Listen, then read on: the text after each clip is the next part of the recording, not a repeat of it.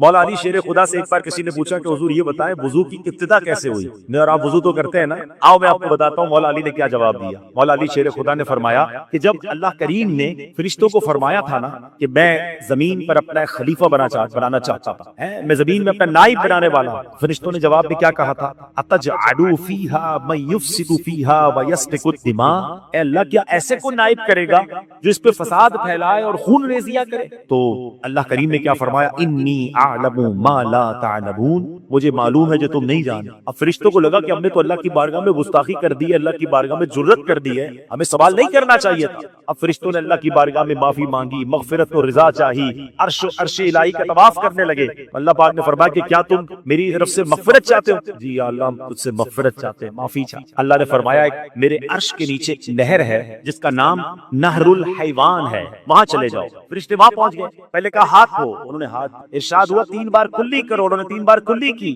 پھر ارشاد ہوا کہ 3 بار ناک پہ پانی ڈالو، فرشتوں نے ناک پہ پانی ڈالا، چہرہ دھونے کا حکم دیا گیا، ہاتھ کونیوں سمیت دھونے کا حکم دیا گیا، سر کا مسح کا حکم دیا گیا، پیر دھونے کا حکم دیا گیا۔ سبحان اللہ۔ پھر اللہ کریم نے فرمایا اب کہو سبحانک اللہم وبحمدک اشہد ان لا الہ الا انت استغفرک واتوب الیک۔ فرشتوں نے ایسا کر لیا۔ اب اللہ نے فرمایا کہ اے فرشتوں جو بھی صاحب ایمان یہ کرے گا جو تم نے کیا ہے میں اسے اپنی مغفرت اور رضا سے نواز دوں گا۔ فرشتوں نے کہا یا اللہ یہ مہربانی صرف ہمارے لیے؟ فرمایا نہیں، صرف تمہارے لیے نہیں بلکہ جسے میں خلیفہ بناؤں گا حضرت آدم علیہ السلام، اس کی اولاد کے لیے بھی یہ فضیلت ہے، یعنی اولاد آدم میں سے بھی جو یہ عمل کرے گا یعنی وضو کرے گا میں اس کی مغفرت فرماتا ہوں۔ وضو کی ابتدا فرشتوں سے ہوئی ہے، وضو کا طریقہ اللہ نے فرشتوں کو بتایا ہے، اور سبحان اللہ یہ ہم پر مہربانی کی گئی۔ درود پاک پڑھنے کے بے شمار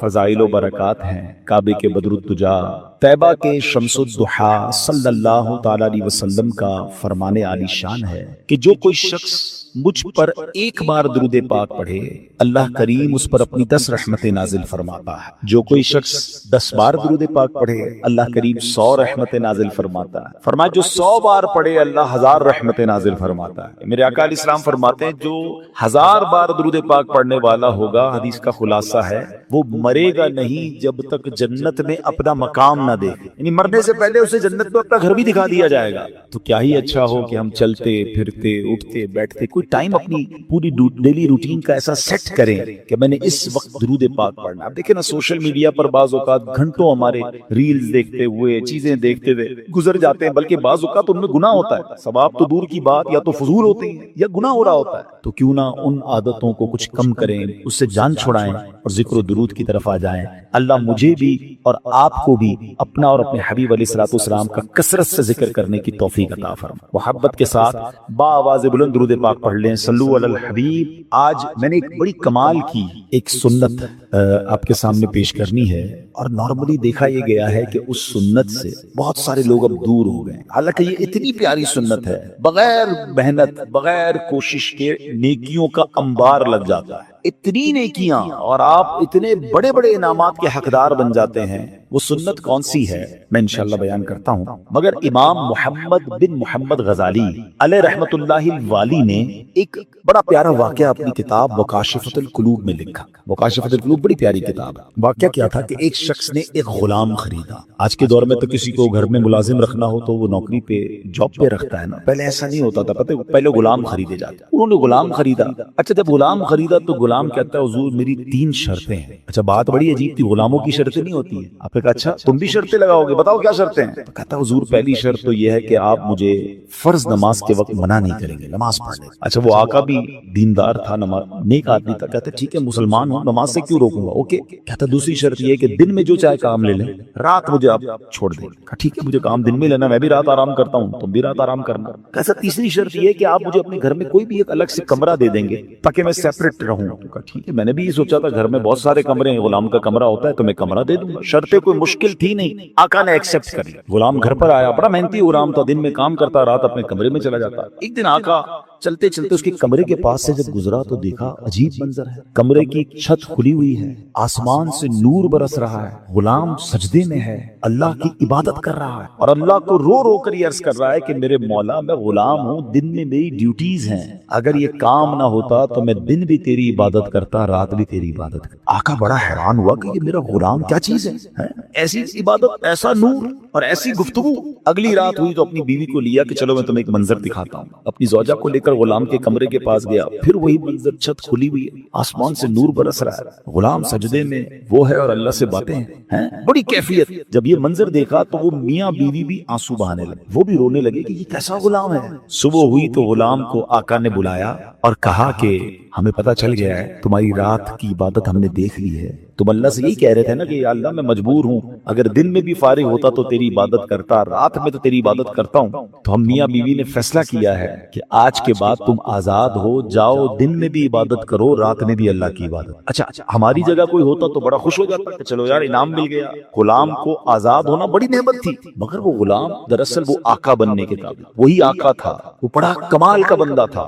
وہ پتہ کیا کہتا ہے، جب آقا نے کہا نا مجھے پتہ چل گیا تم رات کیا کرتے ہو اور اس وجہ سے میں تمہیں آزاد کرتا ہوں، تو وہ غلام اللہ کی بارگاہ میں کہتا ہے یا صاحب السر ان السر قد ظہر، اے راز رکھنے والے مولا، اے صاحب راز، راز تو کھل گیا، ولا اريد حیاتی بعد مشتہرا، اے اللہ میں اب راز کھلنے کے بعد زندہ نہیں رہنا چاہتا۔ اور یہ کہا اور اس کی روح نکل گئی، اس زمین پہ باڈی آتی ہے اور وہ انتقال کر جاتا ہے۔ اے میرے پیارے اسلام، اب غور کیجئے، اس واقعے سے بہت سارے لیسن ملیں گے۔ جو میں نے کہا تھا نا کہ نبی پاک کی ایک سنت بیان کرنی ہے، وہ سنت کون سی ہے؟ وہ سنت ہے ذکر الہی۔ میرے آقا خوب اللہ کا ذکر کرتے، کتنا ذکر کرتے تھے، آپ کو میں اندازہ کرواتا ہوں، آپ کو اندازہ ہو جائے۔ نبی پاک سونے سے پہلے اللہ کا ذکر، جاگنے کے بعد اللہ کا ذکر، کھانے سے پہلے اللہ کا ذکر، کھانے کے بعد اللہ کا ذکر، پیارے آقا گھر سے نکلتے ہوئے اللہ کا ذکر، گھر میں داخل ہوتے ہوئے اللہ کا ذکر، قدم قدم پر اللہ کا ذکر۔ کیسے؟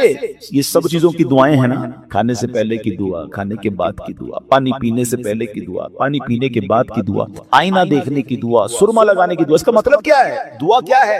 ذکر الہی ہے نا، اللہ سے باتیں کرنا ہے نا۔ نبی پاک قدم قدم پر اللہ کو یاد کرتے، سورج گہن کی دعا، چاند گہن کی دعا، بارش برس رہی ہے پھر دعا، بادل گرج رہے پھر دعا، قدم قدم پر دعائیں، کتنا اللہ کا ذکر کرتے تھے۔ اور آج بتاؤ پورا پورا دن گزر جاتا ہے، ہم کتنا اللہ کا ذکر کرتے؟ یہ غلام کتنا اللہ کا ذکر کرتا تھا کہ رات بھر اللہ کی عبادت ہے، اور تمنا کیا ہے؟ مولا دن بھی مل جاتا تو دن بھی تیری عبادت کرتا، دن بھی تجھے یاد کرتا، دن بھی تیرا ذکر کرتا۔ ذکر الہی پر میں انشاءاللہ آگے بات کرتا ہوں، مگر اس واقعے سے ایک اور بڑا کمال کا میسج مل رہا ہے۔ اس غلام کی عبادت لوگوں کو پتہ چل گئی ہے، اس کا راز کھل گیا۔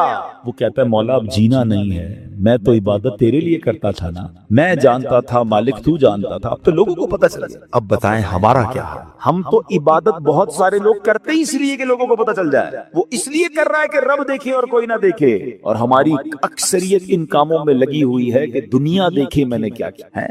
نیکی کر دریا میں ڈال، بچپن میں سنتے تھے، اب نیکی کر سوشل میڈیا پہ ڈال، جو کرنا ہے لوگوں کو بتانا ہے، جو نیکی ہے سب کو بتانا۔ اپنے دل سے پوچھو نا کیوں جی چاہتا ہے کہ میری نیکیاں لوگوں کو پتہ چلیں۔ پتہ اخلاص کی تعریف کیا ہے؟ علماء فرماتے ہیں what is the meaning of اخلاص؟ اخلاص اس کو کہتے ہیں کہ بندہ جس طرح اپنے گناہوں کو چھپاتا ہے اس طرح اپنی نیکیوں کو چھپائے۔ بتائیے نا، ہم اس طرح اپنے گناہ، کوئی ہے جو یہاں یہ چاہتا ہو میرے گناہ سب کو پتہ چل جائے؟ کوئی بھی نہیں چاہتا، مگر نیکی سب کو پتہ چلنی چاہیے۔ نہیں، کچھ نیکیاں تو ایسی کیجئے نا جو فقط میں جانوں، میرا رب جانے۔ میں نیکی کرنے کے بعد مجھے کیوں خیال آتا ہے کہ یار سامنے والے کو پتہ تو چلے میں حاجی ہوں، میں حافظ ہوں، میں نمازی ہوں، میں روزہ دار ہوں، میں نے یہ نیکی کی ہے، میں نے فلاں کام کیا، وائے کیوں؟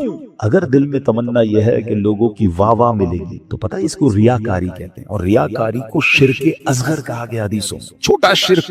شرک کس کو کہتے ہیں؟ شرک کے معنی یہ ہے کہ اللہ کی طرح کسی کو عبادت کے لائق سمجھنا، ٹھیک ہے نا، یعنی اللہ کی ذات و صفات میں یا تو کسی کو شریک ماننا یا کسی کو معاذ اللہ کی طرح عبادت کے لائق سمجھنا، یہ شرک ہے، بندہ اسلام سے خارج ہو جائے گا۔ اب اس کو شرک اصغر کیوں کہا گیا؟ کہ بندہ پڑھ تو نماز رہا ہے، رکھ تو روزہ رہا ہے، صدقہ کر رہا ہے، خیرات کر رہا ہے، عبادت اللہ کی کر رہا ہے، مگر دل میں تمنا ہے کہ لوگ راضی ہو جائیں، لوگ خوش ہو جائیں۔ نیت کیا ہے؟ نیت رب کو راضی کرنے کی نہیں، لوگوں کو راضی کرنا۔ اب ہم چیک کر لیں کہ کہیں کہیں ایسا تو نہیں کہ شیطان ہمارے اندر یہ وبا داخل کر چکا ہے کہ پہلے تو نیکی نہیں کرنے دیتا، لیکن نیکی کر لے پھر چھپانے نہیں دیتا، پھر بچانے نہیں دیتا، پھر ایسے ایسی باتیں دل میں لاتا ہے کہ اس کو بھی بتا دے، اس کو بھی بتا دے۔ کیوں؟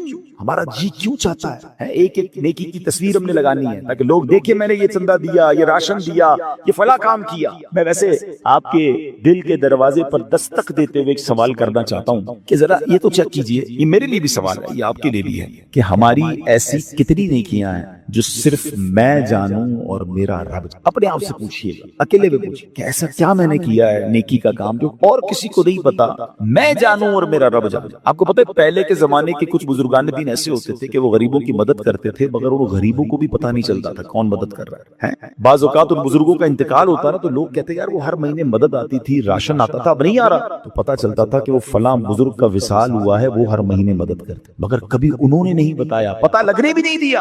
اور آج ہم کسی کی مدد کریں تو اس پر احسان جتاتے ہیں، بھائی یاد ہے نا میں نے مدد کی تھی، بھول تو نہیں کہ تیرا ساتھ دیا تھا۔ ہر مہینے اگر کسی کی مدد کر رہے ہیں تو ہر مہینے احسان جتا رہے ہیں، ہر مہینے اس پر روک جاڑ رہے ہیں۔ نہیں میرے پیارے اسلامی، نیکی کیجئے مگر اللہ کے لیے، کچھ ایسی تلاوت، کچھ ایسے نوافل۔ آپ دیکھیں نا تہجد بندہ کب پڑھتا ہے؟ رات کو پڑھتا ہے، بعض اوقات اکیلے میں پڑھتا ہے، جب کوئی نہیں دیکھ رہا، دنیا سو رہی ہے، آپ تہجد پڑھ رہے۔ کیا کمال کا یہ کام ہے کہ میں جانوں رب جانے، مگر شیطان کو صبر نہیں آتا نا، وہ کہتا ہے اس نے تہجد پڑھ لی تو جنت میں چلا جائے گا، اب اس کی تہجد کیسے خراب کروں؟ وہ کیا کرتا ہے؟ وہ دل میں خیال ڈالتا ہے کہ ایسا کرو دوسروں کو بتاؤ۔ وہ کیا کرتا ہے؟ صبح اٹھ کے کوئی نہ کوئی بہانہ چاہیے۔ اب کچھ لوگ پتہ ہے کیا کرتے ہیں، یار آج بہت تھکا ہوا ہوں۔ خیریت؟ کیوں تھکے ہوئے؟ وہ میں تہجد سے اٹھ جاتا ہوں نا۔ اچھا ماشاءاللہ آپ تہجد بھی پڑھتے ہیں؟ بس اس نے یہ کہنا ہے تو ساڈے دل وچ ٹھنڈ پہ گئی کہ انہاں نوں ساری تہجد دا پتہ چل گیا۔ پتہ تو چل گیا، ڈیلیٹ بھی ہو گیا بھائی۔ کیوں پتہ چل گیا؟ کیوں بتانا؟ اللہ کرے یہ بات اس غلام کے اس واقعے سے کیسی بات سیکھنے کو مل رہی ہے۔ اب مالک کو پتہ چل گیا، حالانکہ اس نے نہیں بتا، ہم تو بتاتے ہیں، اس نے بتایا نہیں تھا، یہ تو چھپ کے کر رہا تھا، مگر پتہ چل گیا تو کہتا ہے مولا اب راز ہی کھل گیا تو اب جینے کا کیا؟ ہائے ہائے، غلام تو نہیں کہوں گا، اس آقا کے صدقے اللہ مجھے بھی اخلاص نصیب فرمائے، آپ کو بھی نصیب۔ اچھا اب بات کرتے ہیں سنت رسول، ذکر الہی۔ ہائے کیسا کمال کا کام ہے یہ ذکر الہی۔ اللہ کریم کس طرح قرآن مجید میں ہمیں ذکر کرنے کا حکم ارشاد فرماتا ہے، فرمایا یا ایھا الذین آمنوا اذکروا اللہ ذکرا کثیرا۔ آسان ترجمہ قرآن کنز الایمان، اے ایمان والو اللہ کو بہت یاد کرو۔ کتنا؟ نبی پاک علیہ السلام کی حدیث ہے اللہ کو اتنا یاد کرو، اتنا ذکر کرو کہ لوگ تمہیں دیوانہ کہنے لگے، بس اللہ کی یاد کرتے رہا کرو، ذکر الہی کرتے رہا کرو۔ ہائے مگر ہمارا حال کیا ہے کہ زبان فضول باتیں تو کرتی ہے مگر اللہ کا ذکر نہیں کرتی۔ ہمارے بزرگ کیسے ذکر کرتے تھے؟ حضرت جنید بغدادی کا نام سنا ہو رضی اللہ تعالیٰ، بہت بڑے اللہ کے ولی۔ آپ کے بارے میں آتا ہے کہ آپ اتنا ذکر الہی کرتے تھے، ایک بار نائی کی دکان پر گئے مونچھیں ترشوا لے، تو نائی کہتا ہے حضرت تھوڑی دیر خاموش ہو جائیں ورنہ آپ کی ہونٹ پہ کٹ لگ جائے گا، میں مونچھیں کاٹ رہا ہوں آپ ذکر کر رہے ہیں۔ وہ کہتے ہیں ذکر کرتا رہوں گا، تم اپنا کام کرو، ہونٹ کٹتا ہے تو کٹ جائے، میں نے ذکر نہیں چھوڑا۔ اتنی دیر کے لیے بھی ذکر الہی نہیں چھوڑنا ہوتا تھا۔ ایک بزرگ تھے اور کبال کے بزرگ تھے، حضرت سری سکتی سے مروی ہے کہ میں حضرت جرجانی کے پاس گیا تو ستو دیکھے، وہ ستو پی رہے تھے، روٹی نہیں کھاتے تھے۔ میں نے کہا حضرت روٹی آپ کیوں نہیں کھاتے، ستو کیوں پیتے ہیں؟ وہ کہتے ہیں میں نے کیلکولیشن کی، روٹی کھانے میں اور ستو کھانے میں 90 تسبیحات کا فرق ہے۔ میں اگر ستو پیتا ہوں تو پیٹ پھر بھی بھر جاتا ہے، مگر میں روٹی کھاتا ہوں تو ٹائم زیادہ لگتا ہے۔ 90 تسبیحات میں زیادہ پڑھ لیتا ہوں، اس لیے 40 سال ہو گئے میں نے روٹی نہیں کھائی۔ یار کمال لوگ نیک تھے، پرہیزگار تھے، نیکیوں کا انبار تھا، مگر اور نیکیاں چاہیے۔ کیوں؟ ان کو پتا تھا نا اجر کیا ہے۔ آپ کو پتا ہے ذکر الہی کا اجر کیا ہے؟ ذرا مل کر کہیے سبحان اللہ، الحمدللہ، اللہ اکبر۔ کتنی دیر لگی؟ 10 سیکنڈ، مشکل سے 3 جملے کہے 10 سیکنڈ، ٹھیک ہے؟ 10 سیکنڈ میں آپ دنیا میں کیا کما سکتے؟ بغیر کھڑے ہوئے، بغیر پسینہ بہائے، بغیر کوشش کیے، بیٹھے بیٹھے 10 سیکنڈ میں 3 جملے کہے، کیا کمایا پتا ہے آپ؟ میرے نبی علیہ السلام کے سچے وعدے ہیں، جو ایک بار سبحان اللہ کہے جنت میں درخت لگا دیا جائے، ایک بار اللہ اکبر کہے جنت میں درخت، ایک بار لا الہ الا اللہ کہے جنت میں درخت۔ مجھے بتاؤ تو صحیح کتنی دیر لگی؟ آپ نے بیٹھے بیٹھے 3 جنت میں درخت لگا لی۔ اچھا یہ تو چونکہ نبی پاک کی حدیث ہے، ہمیں عمل کرنا چاہیے، لیکن دنیاوی اسکیم ہو تو آج اگر اعلان کر دوں کہ بھائی یہ فیضان مدینہ میں آپ سب بیٹھ جائیں، آج فجر تک جو جتنی بار سبحان اللہ کہے گا اتنے 1000 روپے ملیں گے۔ بندہ کہے گا حضرت فجر تک کیوں آپ کہیں، 2-3 دن بیٹھ جاتے ہیں، موبائل بند، تسبیح ہاتھ میں، ہر سبحان اللہ پر 1000 روپے، 100 سبحان اللہ پہ 1,00,000 روپے۔ اوئے ہوئے آج تو امیر کروڑ پتی ہو کے جاؤں گا۔ مجھے सच बताओ, सुभान अल्लाह कहने पर 1000 रुपए ज्यादा कीमती हैं, या मेरे आका फरमा रहे हैं कि उसके लिए जन्नत में दरख्त लग जाता, तो फिर क्यों ना हम जन्नत में दरख्त लगाने का सामान, हम क्यों ना अल्लाह को राजी करने का और अपने लिए आखिरत का सामान करें। और जिक्र वाले कितने अल्लाह को पसंद हैं। एक बड़ी कमाल की हदीस, हजरत सहल बिन मुआज रदियल्लाहु तआला अन्हु अपने वालिद साहब से रिवायत करते हैं कि एक मर्तबा महफिल नूर सजी हुई थी, रसूल अकरम सल्लल्लाहु अलैहि वसल्लम के साथ सहाबाए किराम भी थे। एक सहाबी ने हुजूर से अर्ज़ की, हुजूर ये बताइए कि जिहाद में सबसे अजमत वाला ज्यादा कौन है। जिहाद करने वाले तो बहुत सारे हैं ना, बहुत सारे सहाबा लड़ते थे अल्लाह की राह में, तो हुजूर इनमें सबसे ज्यादा अजमत वाला कौन है। तो प्यारे आका ने फरमाया अक्सरुहुम लिल्लाहि ज़िक्रन, यानी जो अल्लाह पाक का कसरत से जिक्र करता है वो ज्यादा अजमत वाला। अब बात समझ रहे, यानी सब जिहाद करने वाले कमाल के हैं, मगर इनमें जो टॉप पे है जो सबसे ज्यादा जिक्र करता है। अब साहबी कहते हैं हुजूर रोजादारों में सबसे ज्यादा अजमत वाला कौन। रोजादार तो लाखों करोड़ों मुसलमान रोजा रखते हैं। आका फरमाते हैं इनमें सबसे ज्यादा अल्लाह का जिक्र करने वाला सबसे अजमत वाला है। साल बिन मुआज फरमाते हैं वो साहबी इसी तरह सवाल करते रहे, हुजूर नमाजियों में सबसे ज्यादा अफजल कौन है, या रसूलुल्लाह ज़कात देने वालों में सबसे ज्यादा अजमत वाला कौन है। एक एक इबादत का सवाल करते रहे, आका सबके जवाब में ये फरमाते रहे अक्सरुहुम लिल्लाहि ज़िक्रन, यानी जो अल्लाह पाक का जिक्र कसरत से करता है वो उस कैटेगरी में उन लोगों में सबसे ज्यादा अफजल और अजमत वाला है। अब हजरत अबू बकर सिद्दीक रज़ी अल्लाह तआला अन्हु भी हाजिर थे, हजरत उमर फारूक भी मौजूद थे। अबू बकर सिद्दीक रज़ी अल्लाह तआला अन्हु जो मुसलमानों के पहले खलीफा हैं, वो हजरत उमर से कहते हैं ऐ उमर, यूं तो जिक्र इलाही करने वाले सारी भलाइयां ले गए।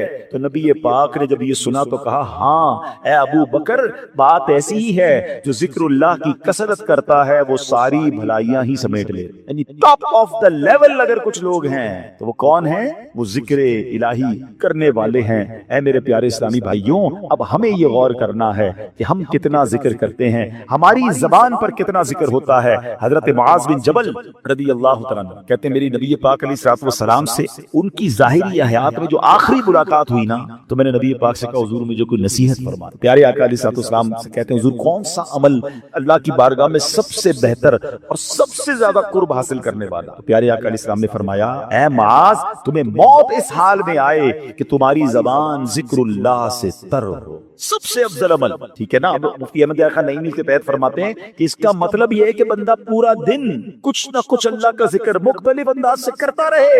मौत के आने का तो पता नहीं ना, मलकुल मौत तो कभी भी आ सकते हैं, तो वो जब भी मेरी रूह कब्ज करने आए मैं अल्लाह की याद में हूँ, अल्लाह के जिक्र में हूँ, इबादत में हूँ। अल्लाह अकबर।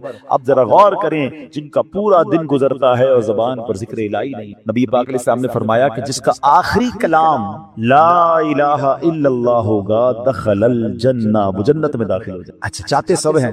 अब अगर मैं सवाल करूंगा जवाब मुझे ना दें, अपने आप को दे दें। आज पूरे दिन में कितनी बार कलमा पढ़ा है? अच्छा, पूरे हफ्ते में कितनी बार कलमा पाक पढ़ा है? महीना पूरा गुजर गया, कितनी बार कलमा पाक पढ़ा है? अब हाल देख लें, मरते वक्त सबको कलमा चाहिए, जिंदगी में पढ़ने के लिए तैयार कोई नहीं है। ऐसा ना करें, ये अफदलुज जिक्र है, सबसे अफजल जिक्र। हदीस में फरमाया अफदलुज जिक्र ला इलाहा इल्लल्लाह। और यही बात नबी पाक ने फरमाई ना कि तुम्हारी आखिरी जो अल्फाज हो जबान पर ऐ मुआज, वो अल्लाह का जिक्र हो। ये अल्लाह की बारगाह में सबसे ज्यादा कुर्ब दिलाने वाला अमल है। अब उलमा ने इसे बड़ी आसानी कर दी। हाँ, अब जरा गौर से सुनिए। अब जिक्रुल्लाह की मुख्तलिफ सूरतें हैं, ऐसा नहीं, बिल्कुल यकीनन अल्लाह का जिक्र, अल्लाह अल्लाह अल्लाह, सुब्हानअल्लाह, ला इलाहा इल्लल्लाह, अल्लाहु अकबर, सुब्हानअल्लाहि व बिहम्दिही, सुब्हानअल्लाहिल अज़ीम, या रहमानो या रहीमो या सलामो, ये सारे अल्लाह के जिक्र है। मुख्तलिफ अल्लाह के नाम लेते रहे। अल्लाह की याद में जितना जिक्र करेंगे ये जिक्र बिल लिसान है, ये जबान से जिक्र। मगर जिक्र की और भी सूरतें हैं। आए हाय, उलमा फरमाते हैं कि अल्लाह की नेमतों के बारे में गौर व फिक्र करना भी जिक्रुल्लाह है। बंदा सोचता रहे कि इस रब ने कायनात कैसे बनाई है, कैसी कुदरत वाला मेरा रब है, कुदरत के नजारे देख रहा है, मगर नीयत ये है कि अल्लाह की किबरियाई और अल्लाह की शान व अज़मत दिल में बढ़ रही है कि मेरा मालिक ऐसा ऐसे अजीम पहाड़ बनाने वाला, वो रब करीम इतनी खूबसूरत दुनिया बनाने वाला है, तो वो खालिक व मालिक कैसी अजमत वाला होगा। इस नजर से अगर दुनिया के नजारे देख रहे हैं तो अल्लाह अकबर। उलमा कहते हैं ये आंख का जिक्र है। अच्छा, फिर आगे फरमाया दिल में है, बंदा तन्हा बैठा है और अल्लाह को याद कर रहा है, अल्लाह की किबरियाई और उसकी अजमत व शान को याद कर रहा है, अल्लाह को दिल ही दिल में पुकार रहा है। फरमाया ये दिल का जिक्र है। अच्छा, फिर अल्लाह का जिक्र सुनना, ये कानों का जिक्र है। और सुभान अल्लाह, अब मजे की बात सुने, नाते पाके मुस्तफा सुनना, ये भी अल्लाह का जिक्र है। अल्लाह पाक के बंदों की बातें सुनना या पढ़ना, یہ بھی اللہ کا ذکر ہے. ان کا ذکر خیر سننا, سیرت کی باتیں سننا, بلکہ علماء تو فرماتے ہیں عبرت کے لیے اللہ پاک کے دشمنوں کے احوال پڑھنا بھی ذکر الہی میں شامل. اب یہ بڑی عجیب بات ہے, ہو سکتا ہے کسی کے ذہن میں سوال آئے کہ ٹھیک ہے اللہ کو یاد کرنا, اللہ کا ذکر کرنا, یہ تو ذکر الہی ہے, اللہ کے محبوب بندوں کا ذکر اللہ کا ذکر کیسے ہو گیا ہے؟ اللہ کے نبی علیہ السلام کا ذکر اللہ کا ذکر, بلکہ دشمنوں کے احوال پڑھنا یہ اللہ کا ذکر کیسے ہوا؟ مفتی احمد یار خان نعیمی رحمت اللہ تعالی علیہ نے بڑی پیاری بات بتائی. فرماتے ہیں ایک ذکر ہوتا ہے بالواسطہ اور ایک ہوتا ہے بلا واسطہ. بلا واسطہ کیا ہے کہ اللہ ہی کا نام لے رہے ہیں, اللہ ہی کا ذکر کر رہے ہیں, اللہ ہی کو یاد کر رہے ہیں, یہ تو براہ راست اللہ کا ذکر ہو گیا نا. بلا واسطہ, نو واسطہ, کوئی بیچ میں واسطہ نہیں. مگر بالواسطہ ذکر الہی کیا ہے کہ اس کے محبوبوں کی محبت کا چرچا کرنا, اس کے دشمنوں کی برائی کا ذکر کرنا. اور وہ کیسے لاجیکلی اب سمجھایا مفتی صاحب نے. اب میں آپ سب سے ایک سوال کرتا ہوں, قرآن پاک اللہ کا ذکر ہے کہ نہیں؟ بتائیے. کلام اللہ ہے نا, پورا قرآن ذکر. کوئی قرآن پڑھ رہا ہے تو اب یہ تو نہیں کہیں گے معاذ اللہ غلط کام کر رہا ہے, وہ ذکر الہی کر رہا ہے, ہر لمحہ عبادت کر رہا ہے. اب قرآن میں کہیں تو اللہ کا نام ہے, کہیں تو اللہ کی کبریائی ہے, کہیں تو اللہ کی قدرت کے نظارے ہیں. ان اللہ علی کل شیء قدیر کا ذکر ہے. فبأی آلاء ربکما تکذبان کے ذریعے رب کی شان بیان ہو رہی ہے, اور ہمیں کہا جا رہا ہے کہ کون کون سی نعمتوں کو جھٹلاؤ گے. جب جب پڑھتے ہیں اللہ سے محبت بڑھتی ہے. مگر اسی قرآن میں نبی پاک کا بھی تو ذکر ہے نا, رحمت للعالمین بھی کہا ہے, نبی پاک کو خاتم النبیین بھی فرمایا گیا. کہیں یاسین, کہیں طٰہٰ, کہیں مزمل, کہیں مدثر, کہیں والضحیٰ, کہیں واللیل اذا سجا. ارے کوئی قرآن پڑھ رہا ہے اور محبوب کے پاک کا ذکر بھی کر رہا ہے, مگر دراصل وہ ذکر الہی کر رہا ہے. نبیوں کا بھی ذکر, حضرت موسیٰ کا ذکر ہے, حضرت یوسف کے واقعات ہیں. اب پورا واقعہ حضرت یوسف کوئی پڑھ رہا ہے تو کیا یہ کوئی کہے گا کہ نہیں نہیں یہ ذکر نہیں کر رہا؟ ارے جب قرآن پڑھ رہا ہے اس کا مطلب یہ ہوا کہ اللہ کے نبی کا ذکر بھی دراصل یہ رب کا ذکر ہے. اور اللہ اکبر, قرآن میں تو کئی قوموں کی بربادی کے احوال ہیں. قارون کیسے دھسایا گیا, بنی اسرائیل کیسے عذاب میں گرفتار ہوئے, فرعون کا حال کیا ہوا, یہ سارے واقعات قرآن میں موجود ہیں. تو اب اس کا مطلب یہ ہوا کہ اللہ کے دشمنوں کے احوال پڑھنا بھی یہ بھی ذکر الہی میں شامل ہے. اور یہ ذکر کی محفلیں کتنی کمال کی ہیں, یہ نصیب والوں کو ملتی ہیں. دیکھیں نا جس کردو میں فیضان مدینہ میں اجتماع ہو رہا ہے, کئی لوگوں کو بلایا گیا ہوگا, کئی لوگوں کو دعوت دی ہوگی, کچھ آئے کچھ نہیں آئے. یقین کریں جو آئے ہیں نا وہ خود سے نہیں آئے, انہیں بلایا گیا. ہاں میری اور آپ کی اوقات نہیں کہ میں کہوں میں آج اجتماع میں آیا, میں مسجد میں آیا. چلے مجھے بتائیں مسجد کس کا گھر ہے؟ ذرا ساتھ جواب بھی دو نا, مسجد کس کا گھر ہے؟ آپ کے گھر میں کوئی بغیر اجازت آ سکتا ہے؟ آپ کا دروازہ کھٹکھٹائے کہ حضرت آج میں آپ کے گھر میں رہوں گا. آپ کون ہے بھائی؟ میں نہیں جانتا, میرے گھر میں کیسے آئیں گے؟ اجنبی ہیں. آپ کے گھر میں کون آتا ہے؟ جس کو آپ بلاتے. اللہ کے گھر میں بغیر بلائے کیسے کوئی آ سکتا ہے؟ ہم سب کو بلایا گیا, ہمیں موقع دیا گیا ہے, ہمیں سعادت دی گئی ہے. اور سنو, اللہ کے گھر میں آتے رہا کرو. کئی لوگ پورا پورا ہفتہ نہیں آتے, جمعے کی نماز پڑھتے ہیں, باقی پورا ہفتہ نہیں آتے. وہ غور کریں کہ ایسا کیا گناہ ہو گیا کہ میرا رب مجھے کیوں نہیں بلاتا, روز 5 وقت مہمان کیوں نہیں بنتا. مبارک ہو اسے جو مسجد میں جس کا دل لگتا ہے اور بار بار آتا ہے. ایک اور مزے کی بات بتاؤں, آپ کے قسم قسم کے رشتہ دار اور دوست ہیں. جو دور کا دوست ہوتا ہے نا وہ سال میں کبھی کبھی ایک بار آ جاتا ہے. جو بہت قریب کے رشتہ دار ہوں, جو بالکل تھوڑا سا فاصلہ ہو, لیکن وہ کبھی کبھی مہینے میں ایک بار آتے ہیں. جو اس سے قریب ہو وہ ہفتے میں ایک بار آتے ہیں. اور گھر والا تو روز گھر میں آتا ہے نا. اب اللہ کے گھر میں جو روز آ رہا ہے, سبحان اللہ, اس پر کتنی رحمتیں ہو رہی ہیں. اور جو کبھی عید کی نماز میں آتا ہے, کبھی 2-4 مہینے بعد اسے اللہ کا گھر یاد آتا ہے. سوچو کتنا ڈسٹینس ہو گیا ہے, کتنی دوری ہو گئی ہے. یہ رحمان کا گھر ہے, اس میں آتے رہا کریں, بیٹھا کریں, وقت بتایا کریں. اور سبحان اللہ, آپ کے گھر میں کوئی مہمان آئے, آپ کیا چاہتے ہیں؟ خوش ہو کر جائیں. کھانا اچھا بناتے ہیں, اس کے آرام کا خیال رکھتے ہیں. جب مہمان آئے اسے خوش کر کے بھیجتے ہیں. بتاؤ نا, کریم کے در پر کوئی مہمان آئے گا وہ اسے راضی نہیں کرے گا؟ اللہ کے مہمان بنو, پھر دیکھو رب کیسی عطائیں فرماتا ہے. پرابلم یہ مسجد میں ایک تو آتے ہیں دل نہیں لگتا, آتے ہیں تو بھاگنے کا جی چاہتا ہے. بیٹھا کریں. اور اب میں آپ کو بتاتا ہوں کہ جو ذکر اللہ کی محفل ہے نا, ابھی ذکر کی محفل ہو رہی ہے نا, اللہ کے پیاروں کا ذکر ہو رہا ہے, اللہ کے ذکر کی باتیں, قرآن کی باتیں, یہ بڑی کمال کی محفل ہے. بڑی پیاری حدیث سناتا ہوں. حدیث پاک کا خلاصہ ہے, میرے آقا علیہ الصلوۃ والسلام فرماتے ہیں کہ اللہ تعالیٰ کے کچھ فرشتے ہیں کہ جو زمین کی سیر کرتے ہیں, ان کی ڈیوٹیز ہیں. کچھ فرشتوں کی ڈیوٹی یہ ہے کہ جہاں ذکر الہی ہوتا ہے نا اس محفل کو اپنے پروں سے ڈھانپ لیتے ہیں. اب کیا ہوا, وہ فرشتے جب اجتماع سے فارغ ہوتے ہیں اللہ کی بارگاہ میں, اللہ کو سب معلوم ہے کہاں سے آ رہے ہیں. اللہ فرماتا ہے فرشتوں کہاں سے آ رہے ہیں؟ کہتے ہیں یا اللہ ایک جگہ بندے جمع ہے تیرا ذکر کر. اللہ فرماتا ہے فرشتوں یہ بتاؤ انہوں نے مجھے دیکھا ہے جو میرا ذکر کرتے ہیں؟ کہ یا اللہ تجھے نہیں دیکھا. ارشاد ہوتا ہے فرشتوں فرشتوں بتاؤ کیا مانگ رہے ہیں؟ کہتے ہیں یا اللہ جنت مانگ رہے ہیں۔ ارشاد ہوتا ہے جنت دیکھی ہے؟ یا اللہ دیکھی نہیں۔ اچھا دیکھ لیتے تو کیا کرتے؟ اے رب جنت دیکھ لیتے، شوق سے مانگتے۔ ارشاد ہوتا ہے یہ بتاؤ کس چیز سے پناہ مانگ رہے تھے؟ عرض کرتے ہیں مولا جہنم سے پناہ مانگ۔ ارشاد ہوگا جہنم دیکھی ہے؟ کہتے ہیں نہیں یا اللہ جہنم دیکھی نہیں انہوں نے۔ اچھا بتاؤ دیکھ لیتے تو کیا کرتے؟ ارشاد ہوتا عرض کرتے مولا اگر وہ جہنم دیکھ لیتے تڑپتے، جہنم سے پناہ مانگتے۔ ارشاد باری ہوتا ہے اے فرشتوں گواہ ہو جاؤ، جن بندوں نے مجھے دیکھا نہیں پھر بھی مجھے یاد کر رہے ہیں، جنت دیکھی نہیں جنت مانگ رہے ہیں، جہنم دیکھی نہیں جہنم سے پناہ مانگ رہے ہیں، اے فرشتوں گواہ ہو جاؤ۔ نبی پاک علیہ الصلوۃ والسلام فرماتے ہیں صدقہ دو اے بیماروں جو مجھے سن رہے ہو، جو یہاں بیمار بیٹھے ہیں، جن کے گھروں میں بیمار ہیں، جو مدنی چینل کے ناظرین مجھے سن رہے ہیں، سنو میرے آقا علیہ الصلوۃ والسلام فرماتے ہیں صدقہ دو اور صدقے کے ذریعے اپنے مریضوں کا مداوا کیا کرو، بے شک صدقہ حادثات اور بیماریوں کی روک تھام کرتا ہے اور یہ تمہارے اعمال اور نیکیوں میں اضافے کا باعث ہے۔ سبحان اللہ، بیماریاں دور ہو جائیں، حادثے دور ہو جائیں، میں کہتا ہوں ساری دنیا کی دولت ہو ہمارے پاس اور اللہ نہ کرے کوئی ایسا ایکسیڈنٹ ہو جائے کہ نہ بندے کے پیر رہیں نہ ہاتھ رہیں اور معذور ہو جائے، پھر دولت کس کام کی؟ اللہ صحت دے، عافیت دے، حادثات سے بچائے، آفتوں سے بچائے، بے شک زندگی میں پیسے تھوڑے ہوں، اس سے بڑی کون سی نعمت ہے؟ تو اے میرے میٹھے اسلامی بھائیوں، اگر آپ حادثات سے بچنا چاہتے ہیں، بیماریوں سے بچنا چاہتے ہیں، آپ مصیبتوں سے بچنا چاہتے ہیں، صدقہ دینے کی عادت اپنائیں، صبح و شام صدقہ دینے کی عادت اپنائیں۔ نبی پاک علیہ الصلوۃ والسلام فرماتے ہیں صبح سویرے صدقہ کا ادا کرو، شام میں بھی دینا چاہیے، رات میں بھی دینا چاہیے، مگر صبح سویرے صدقہ دینے کی فضیلت کیا فرمائی آقا نے؟ صبح سویرے صدقہ دو کہ بلا صدقے سے آگے قدم نہیں بڑھاتی، بلا کو انٹرسپٹ کر دیتا ہے، بلا کو روک لیتا ہے صدقہ۔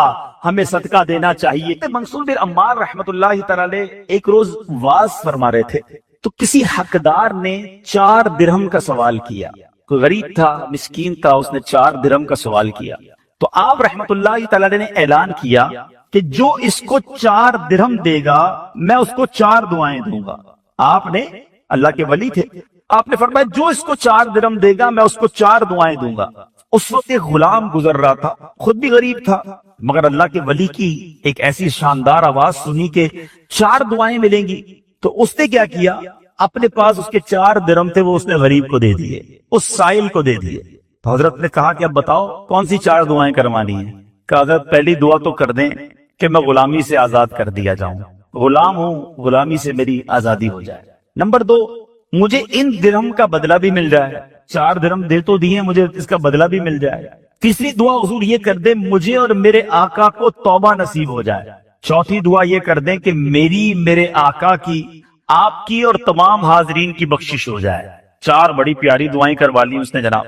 اب آقا کے پاس جب وہ غلام پہنچا تو آقا کہتا اتنی دیر کیوں ہو گئی، کدھر رہ گئے تھے بھائی، کئی کام سے بھیجا تھا اتنا لیٹ؟ کہتا حضور ایسا ایسا ماجرا ہوا، راستے میں حضرت منصور اللہ کے ولی وہ کہہ رہے تھے جو 4 درہم دے دے میں 4 دعائیں کروں گا، میں نے تو 4 درہم دی اور 4 دعائیں کروا کے آیا ہوں۔ کہا اچھا بتاؤ دعائیں کون سی تھی؟ پہلی دعا بتاؤ۔ کہا حضور میں نے پہلی دعا تو کی کہ اللہ مجھے غلامی سے آزاد کر دے۔ آقا کہتا جا تو غلامی سے آزاد ہے۔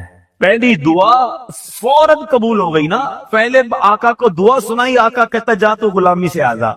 کہا بتا دوسری دعا کون سی کروا کے آیا ہے؟ کہا تو دوسری دعا میں نے یہ کی کہ جو 4 درہم میں نے دیے ہیں مجھے اس کا بدلہ مل جائے۔ غریب آدمی تھا ظاہر ہے، تو آقا نے کہا کہ میں نے تجھے 4 درہم کے بدلے 4000 درہم دیے۔ ارے بھائی واہ بھائی،